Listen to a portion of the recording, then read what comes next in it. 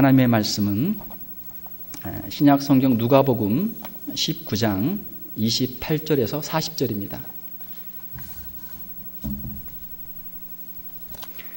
신약 성경 누가복음 19장 28절에서 40절까지 저와 여러분이 한 절씩 교독하도록 하겠습니다. 예수께서 이 말씀을 하시고 예루살렘을 향하여 앞서서 가시더라.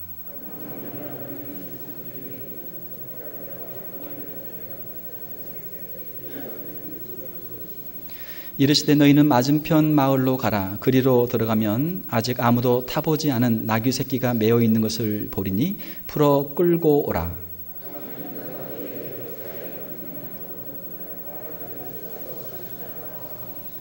보내심을 받은 자들이 가서 그 말씀대로 만난지라.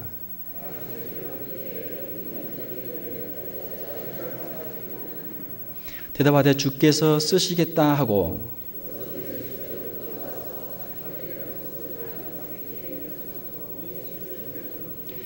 가실 때 그들이 자기의 겉옷을 길에 펴더라.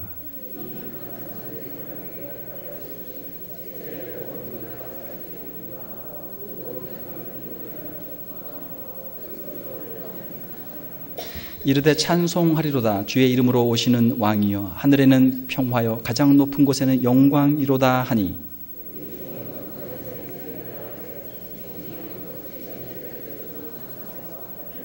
대답하여 이르시되 내가 너희에게 말하노니 만일 이 사람들이 침묵하면 돌들이 소리 지르리라 하시니라. 아멘. 우리 좌우 계신 분들과 인사 한번 하겠습니다. 함께 예배 드리게 돼서 감사합니다.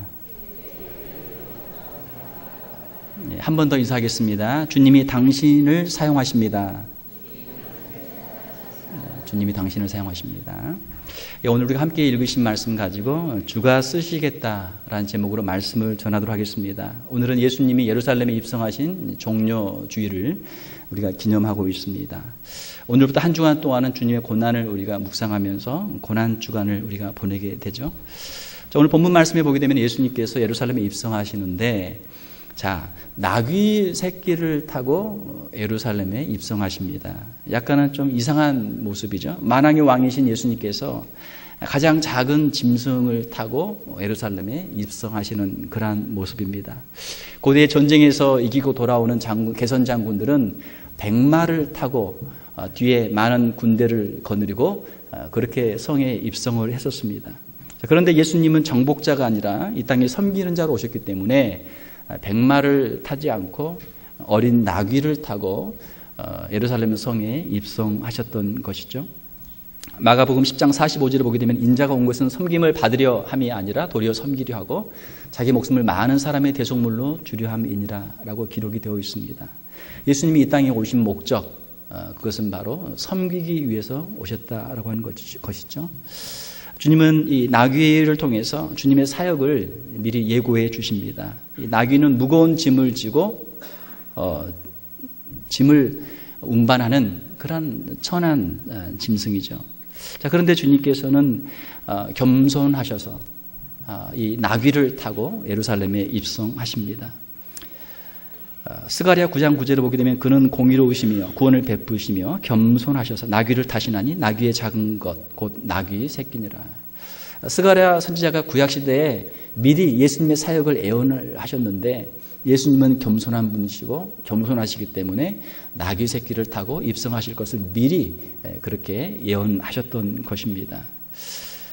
자, 우리 주님은 겸손하신 분이십니다. 그렇죠? 자, 그런데 우리 주님께서는 겸손하게 사역을 하실 뿐만이 아니고 또한 주님께서는 겸손한 사람들을 통해서 주님의 사역을 계승할 수 있도록 그렇게 하시는 분이십니다. 베드로전서 5장 5절을 보게 되면 하나님은 교만한 자를 대적하시되 겸손한 자들에게는 은혜를 주시느니라. 겸손한 자들은 하나님이 은혜를 주시고 사용하시고 교만한 자들은 하나님이 대적하시고 그들을 꺾으신단 말이에요.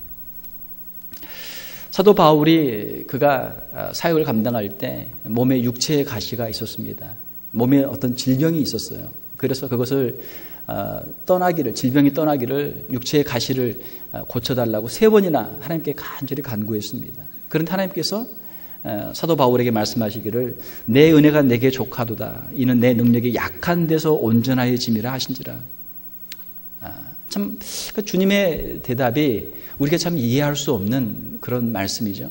그걸 고쳐주시면 사도 바울이 더 힘있게 건강하게 잘할 것 같은데 주님께서는 아니다.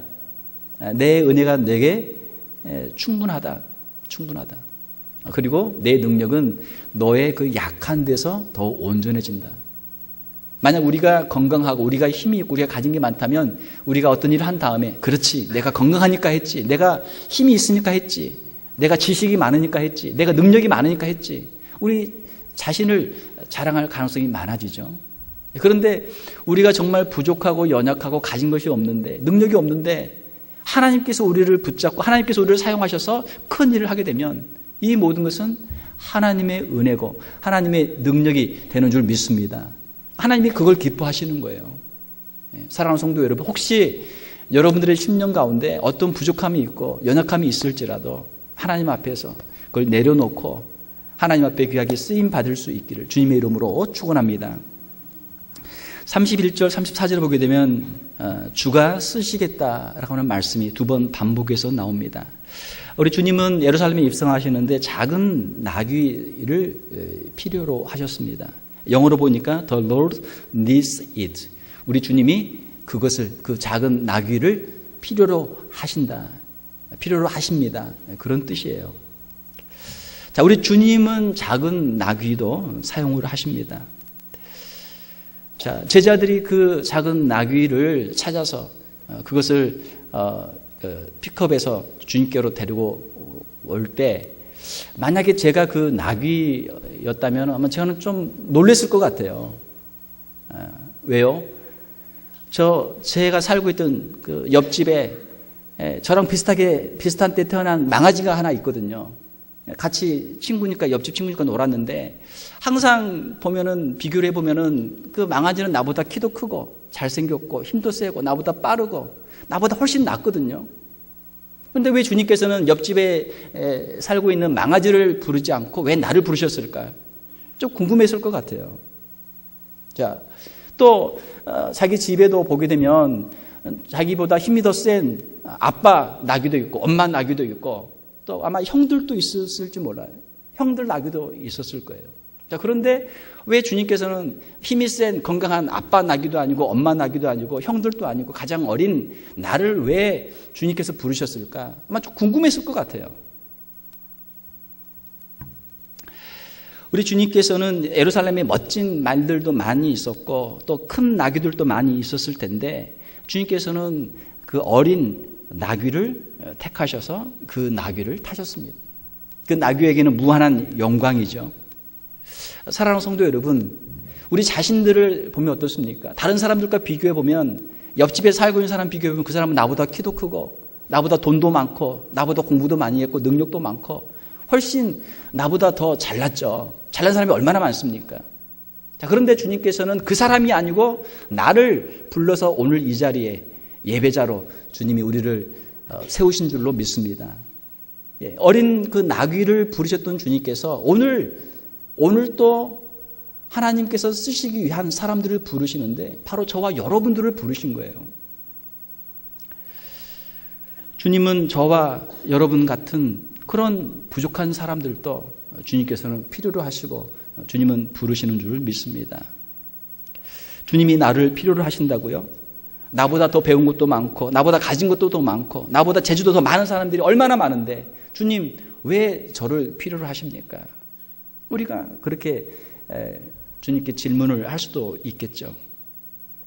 사랑하는 성도 여러분, 우리가 나귀 새끼처럼 부족하고 연약하고 어린 것이 문제가 아니고 우리가 가지고 있는 것들을 주님 앞에 온전히 드리지 못하고 주님께 쓰임받지 못하는 것이 문제인 줄 믿습니다.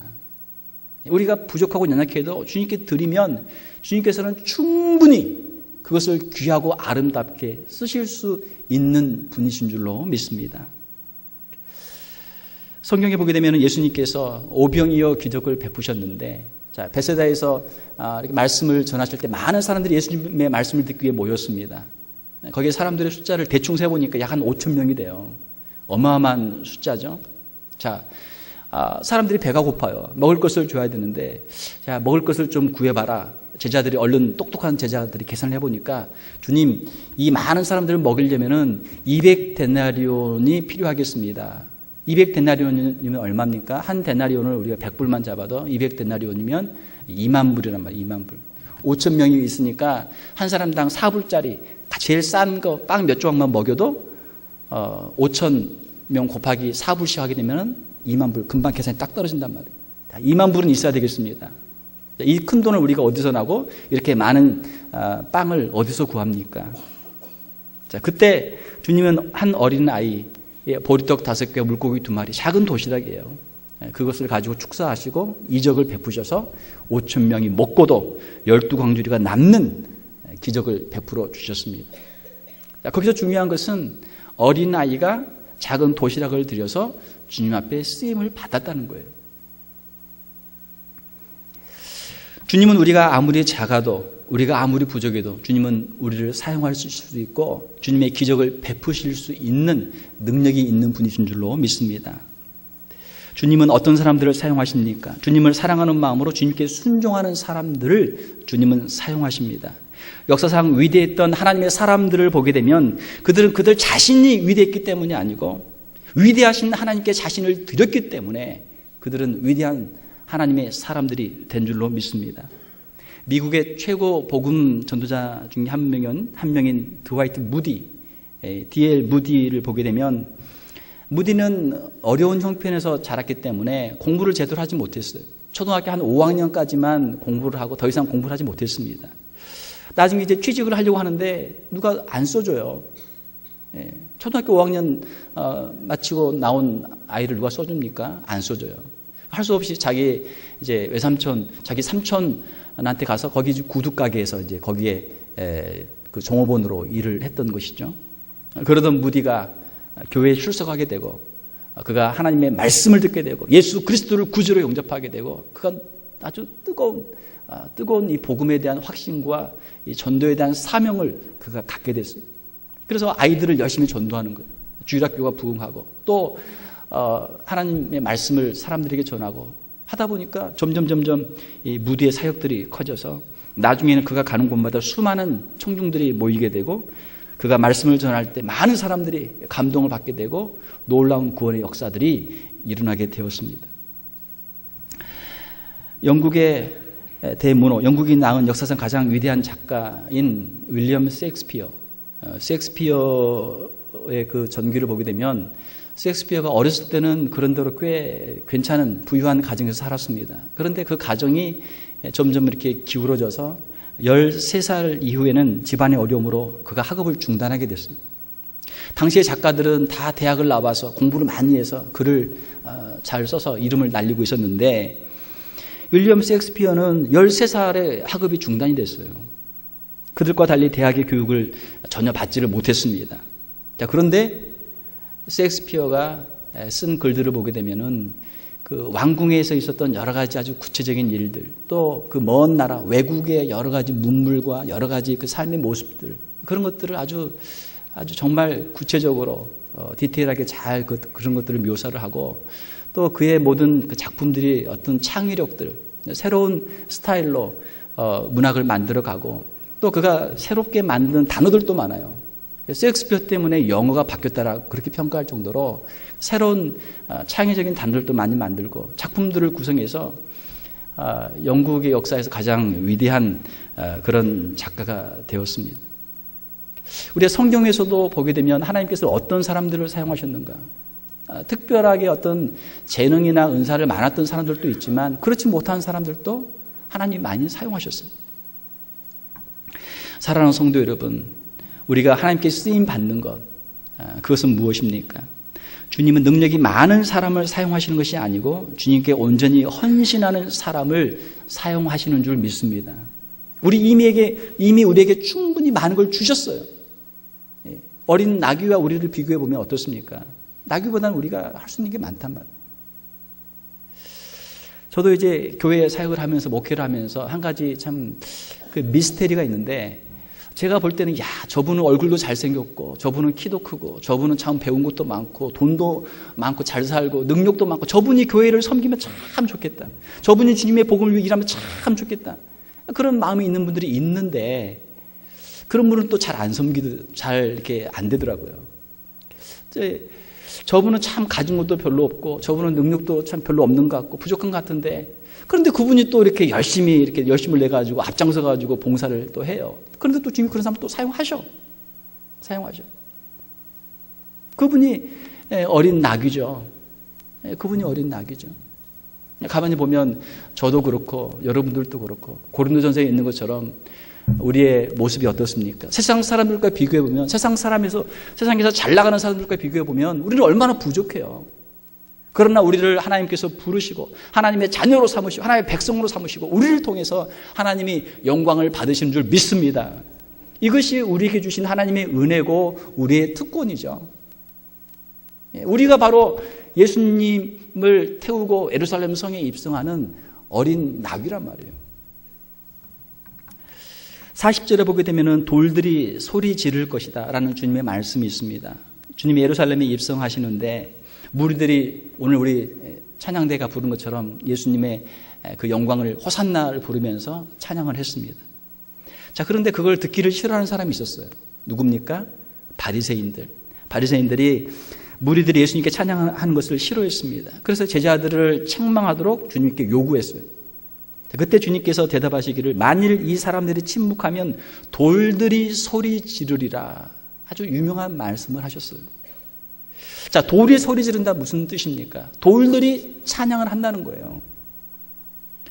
사랑하는 여러분, 우리 주님은 사람들을 통해서뿐만이 아니고 돌들을 통해서도 찬양과 영광을 받으실 수 있는 분이신 줄로 믿습니다.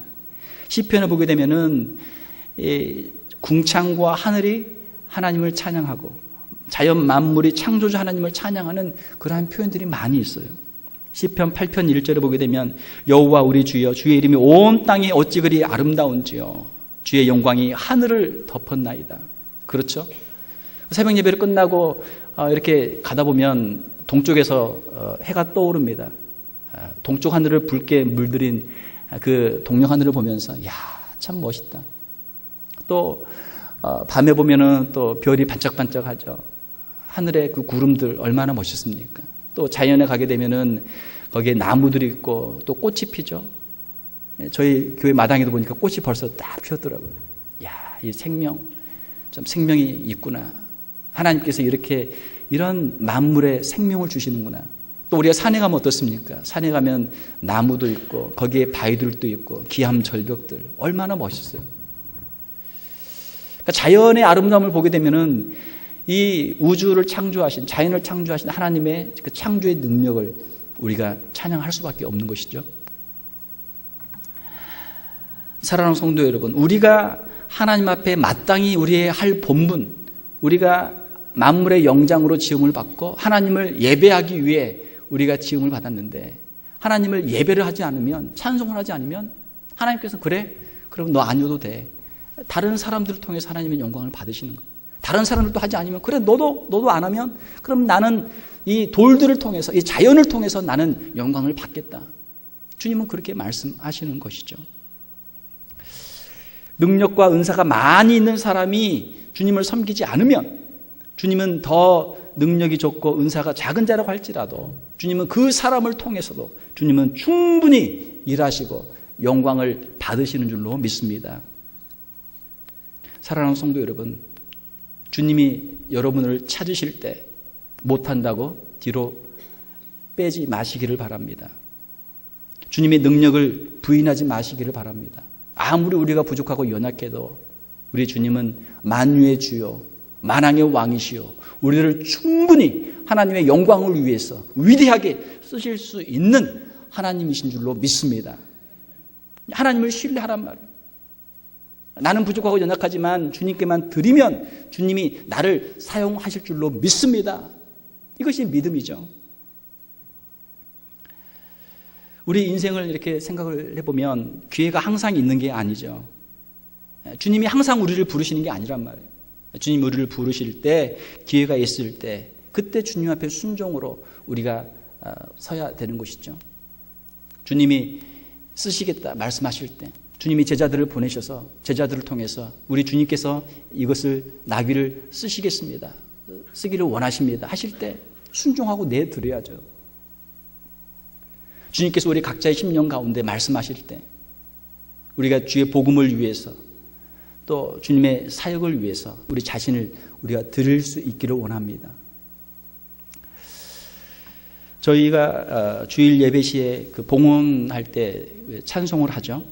찬송을 하는데 저희 교회 성도들이 좀 이렇게 돌아가면서 그 봉헌 시간에 특송을 하면 좋겠어요. 우리가 예배라고 하는 것은 예배를 우리가 구경하기 위해 오는 건 아니잖아요. 예배를 보고 왔다, 목사님 설교하는 거 보고 왔다, 찬양대 찬양하는 거 보고 왔다, 사람들이 모여있는 거 구경하고 왔다, 보고 왔다, 이거는 예배가 아니죠. 예배를 드려야죠. 내가 하나님의 말씀을 내가 받고 하나님의 말씀에 내가 반응하고 하나님 앞에 내 자신을 헌신하고 기도로 하나님 앞에 내 모든 소원을 아뢰고 찬송으로 내가 하나님께 영광을 드리고 내가 왔습니다, 그렇게 이야기를 해야죠.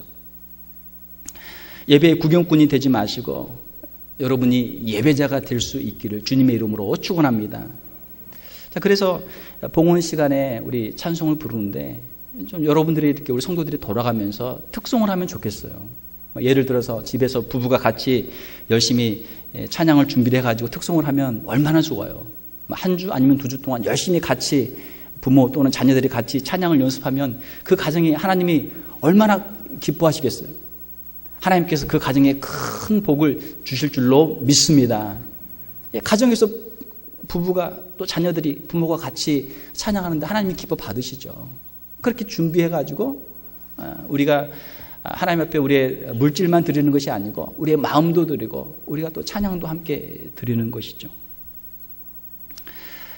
사랑하는 성도 여러분, 주님께서는 저와 여러분을 부르십니다. 하나님의 역사를 위해서, 하나님의 복음을 위해서 저와 여러분도 사용하시기를 원하십니다. 어린 나귀를 사용하신 주님께서 저와 여러분들을 부르십니다. 사랑하는 성도 여러분, 우리 모두 겸손한 모습으로 주님이 우리를 부르실 때, 우리에게 아직 기회가 있을 때 최선을 다해서 주님을 섬길 수 있는 아름다운 성도들이 다 될 수 있기를 주님의 이름으로 축원합니다. 함께 기도하겠습니다. 하나님 아버지, 감사합니다. 이 시간 우리 주님께서 예루살렘 성에 입성하시면서 어린 나귀를 타시고 그를 통해서 영광 받으시는 모습을 우리가 함께 읽었습니다. 우리는 부족하고 연약하지만 겸손한 모습으로 주님 앞에 우리 자신을 드리게 도와주시며 위대하신 주님의 손에 붙잡힌 바 되어서 주님의 사역을 위해 쓰임 받을 수 있는 우리 귀한 성도들 다 되게 하여 주시옵소서. 우리의 시간을 드리며 우리의 물질을 드리며 우리의 은사를 드리며 우리의 삶을 드리며 가장 귀하고 아름답게 우리 인생을 살아갈 수 있는 사랑하는 귀한 성도들 다 되게 하여 주시옵소서. 거룩하신 우리 주 예수님 이름으로 기도하옵나이다. 아멘.